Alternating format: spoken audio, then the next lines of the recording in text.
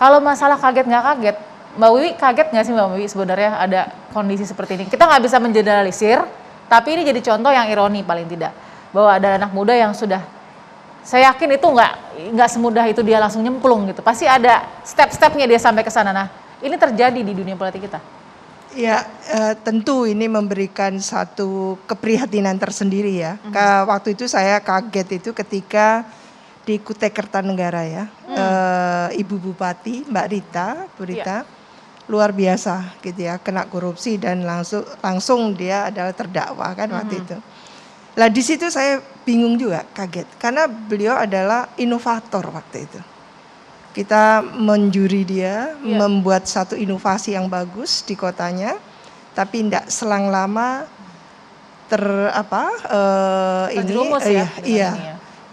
beliau adalah koruptor. Itu sedih sekali saya, karena sudah kurang apa, beliau cantik dan sebagainya, bisa memimpin gitu ya, kader partai dan sebagainya, kecewa sekali kita. Nah, sekarang jauh lebih mudah lagi. Pertanyaannya adalah apa yang salah gitu ya dengan sistem kita ini. Kalau tadi dibilang ada penelitian yang bagus tadi itu, sebetulnya empirik menunjukkan bahwa kita ini kurang asupan budi pekerti. Jadi ada mata pelajaran yang dulu saya waktu SD, TK dulu SD itu ada pendidikan budi pekerti. Itu penting sekali. Menulis halus gitu ya. Itu kan melatih kita kehalusan budi bahasa kita gitu ya. Budi pekerti penting sekali karena itu yang menjadi landasan, memberikan modal gitu ya pada kita. Lah itu hilang sama sekali. Dan ini semakin ironi ya. Dengan sistem demokrasi ini kita pertanyakan serius sekali.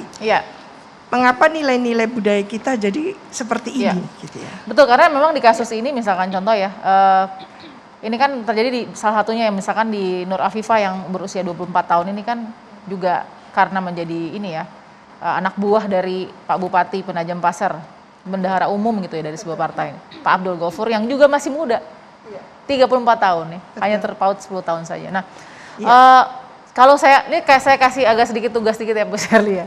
Karena sepertinya Sherly lebih dekat usianya dengan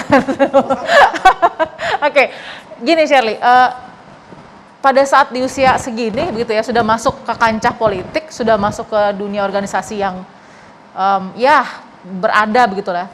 Apa sih yang susah dalam memilih tadi moralitas, integritas dan tidak moralitas, tidak integritas? Di mana tuh pisahnya? Ini menarik Mbak Balkis. Sebetulnya saya sangat sepakat dengan semua yang disampaikan tadi.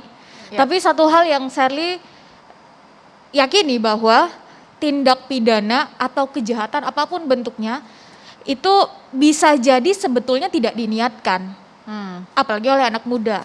Tapi karena terkondisikan dan dikondisikan. Jadi dengan konteks sesuai dengan apa tadi yang kita lihat, tertangkap kena gitu. Apalagi kondisinya masih sangat muda, 24 tahun. Maka dan ini kan bukan baru terjadi, ini sebetulnya sudah banyak terjadi sebelumnya. Ketika banyaknya terjadi secara terulang terus bukan 1-2, jangan-jangan ada masalah nih dengan sistemnya. Saya sepakat dengan pertanyaan penting yang tadi disampaikan oleh Bunda. Untuk itu saya ingin meng-highlight 3 poin utama. Pertama, jangan-jangan mahalnya biaya politiknya sehingga ketika sudah sampai pada posisi tersebut atau jabatan tersebut, bertanya nih, ini mana yang bisa mengembalikan modal? Karena kita sama-sama tahu untuk sampai pada titik itu berapa biaya kampanye, belum lagi mahar partai, itu kan sangat tinggi. Yang kedua, korupsi itu bukan tentang tua muda.